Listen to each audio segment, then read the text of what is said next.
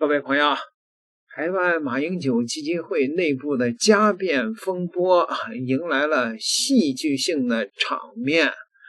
坐實了馬英九的確就是美國走狗，他死咬蕭旭岑是為了美國駐台灣的那個科長古立言出氣，把金小刀從越南叫回來，就是為了執行這個計劃。他為了給美國的一個科長出氣，不惜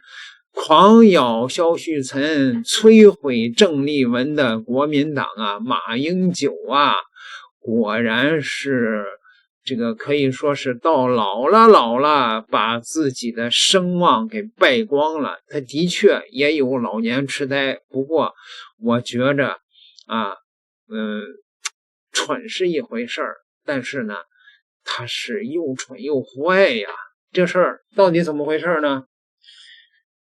在基金會董事會3人調查小組24號宣布前執行長蕭旭岑、王光慈查無實據，沒有違反財政紀律以後，外界最關注的焦點始終於那筆被指控來源不明未入賬的台商捐款究竟去了哪裡。根據最新的披露的調查細節顯示，這筆高達300萬元新台幣的款項，實則是台商直接捐給馬英九個人的私房錢，且所有的支出均經馬英九本人授意，用於其個人及公務開銷。就想請教一下，就是這一次就是馬英九基金會這個風波，目前調查的結果大概是什麼樣子？對，我想調查的結果，昨天3人小組的調查報告啊，歷經1個月又03天，那昨天晚上終於出爐了。我想在這邊也負責的跟所有的社會大眾報告。那這一次我們的調查結果就沒有積極的證據可以證明相關的現金款項有流入私人的口袋。而且在這個部分裡面，其實蕭旭岑先生並沒有負責馬英九基金會的財務，那而被指控的王光慈女士在這個部分，其實她提出了相關完整的賬冊以及資金的一個去向，所以在這邊基金會最後3人小組的調查報告的結論就是沒有辦法證明上述的2位違反了財政的紀律，所以在這邊也簡單的跟大家說明一下。當然其次我想3人小組當然也要強調另外一個重點，或許有人會提到說為什麼調查報告這麼慢？其實從4月20號接到相關的書面資料以後，其實過去的1個月03天，那調查小組也包含在假日裡面，其實召開了超過10場以上的會議。而在這個部分裡面，像我個人過去33天，我有8天其實不在台灣，那回來還要面對這些事情，所以其實3人小組已經花費了非常多的心力，而且約談了6組不同相關的人員。那我們不只是聽基金會的一個講法，我們也要聽所謂的被指控人的講法。所以在這個部分，我想千呼萬喚始出來，或許有人並不滿意，覺得速度太慢。但是在這邊再次重申，3人小組的態度是非常謹慎而且嚴肅的。另外一個部分，我想這邊也跟大家特別報告的是，3人小組看到了這個馬董事長的家人馬以南女士已經正式的跟這個法提出了相關的一個工作的申請，所以在這個部分，3人小組也認為目前這個3人小組報告其實依據3月27號董事會的決議，必須是報董事會以後來做出相關的一個由董事會來做一個對外的說明，所以並不是3人小組的職權。那3人小組在這邊我們看到了馬家人這樣子的一個申請，我們也認為這個董事會的在現在的一個狀況是有問題的，所以是不是要等做出裁決了以後再來召開董事會？馬英九的大姐向法院申請了，說馬英九喪失了民事行為能力啊，要这個以他的監護人的身份來處理這個事兒呢。那這個事兒到底怎麼回事呢？根據3人小組的調查呀，約談了很多的相關的員工，所謂的不明捐款，實則是2024年馬英九卸任領導禮遇結束前開始，多家台灣的企業及台商累計捐贈的小額現金總額近300萬元新台幣。這些捐款之所以沒有進入基金會的賬戶，是因為捐款方出於對當時的政治氛圍、罷免運動的擔憂，害怕被綠營查，堅持不願意開具收據或留下任何的書面記錄。面對這一情況，負責財務的王光慈曾向馬英九請示，既然無法開具收據入賬，是否將捐款退回？馬英九當時明確表示既然是捐款人的好意，不能入賬就留下作為基金会及馬英九辦公室公務之用。調查小組確認，這筆錢自2024年3月起便由馬英九授權王光慈管理，所有的支出均有明細與單據包括2025年馬英九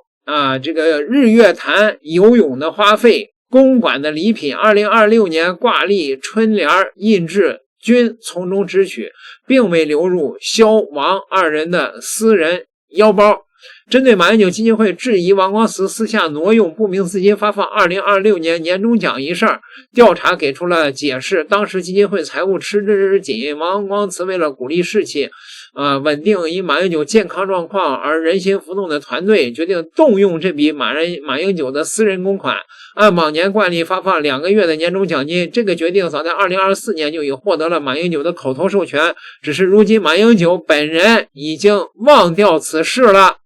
他老年痴呆了。引發風波的另一位關鍵人士離職的原因也並非外界傳言的怕替王光慈保管黑錢受牽累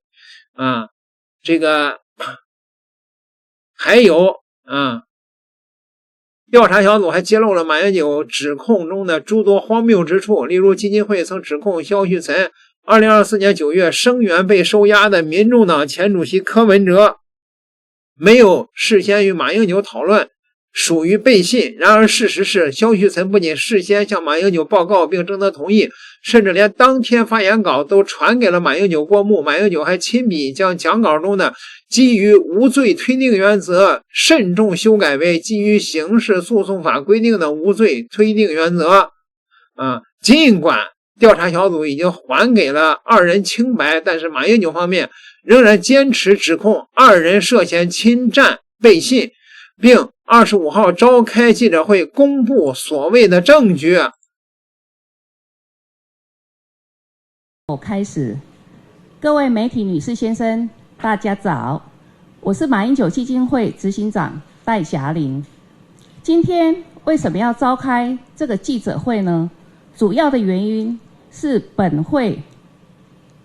基金會董事3人的這個調查小組，針對基金會前員工蕭旭岑及王光慈涉嫌違反侵占背信的事件，經過長達近2個月的調查，3人小組不但沒有逐一約詢相關的人證，調查的方向亦偏離法律的要件。他們的結論是無法證明蕭王2人確有違反財政紀律。這樣粗糙的一個調查結果和本會掌握的具體事證差距過大，讓馬董事長完全無法接受，因此決定委任我召開這個記者會，請協助調查的人士說明整個案件的始末及相關事證，以澄清事實，還原真相。首先介紹今天出席的人員：馬英九基金會顧問廖繼斌，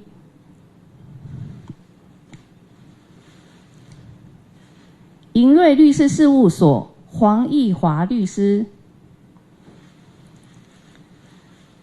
誠品會計事務所周志成台北所所長，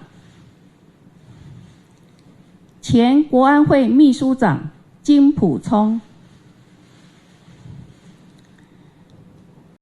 馬英九和金小刀為什麼死咬蕭旭岑咬着就不撒嘴呢？实际上这个事情啊，2月6号啊，萧旭岑对美国驻台湾的那个科长古立言口出不敬啊，就是说他算个屁呀，他不就是美国派过来一个科长吗？2月15号小年夜，馬英九便打電話將在越南度假的金小刀叫回了台北，並着手商量怎麼處理蕭旭岑、王光慈。如此興師動眾，太詭異了吧，太不符合常理了吧。金富聰、金小刀、馬英九、趙少康發了瘋一樣的追着蕭旭岑不放，那不就是他們作為美國的走狗，為了給那個科長出氣，再一個是為了搞垮現在的鄭麗文的國民黨嗎？因為國民黨不是擋着他們軍購了嗎？所以從頭到尾你串起來你就知道了，馬英九不折不扣的是個美國走狗，到了老年把自己一生可以說是聲望敗了個精光，現在成了一個老年痴呆又蠢又壞的這麼一個形象了。點個訂閱，咱們下期再聊。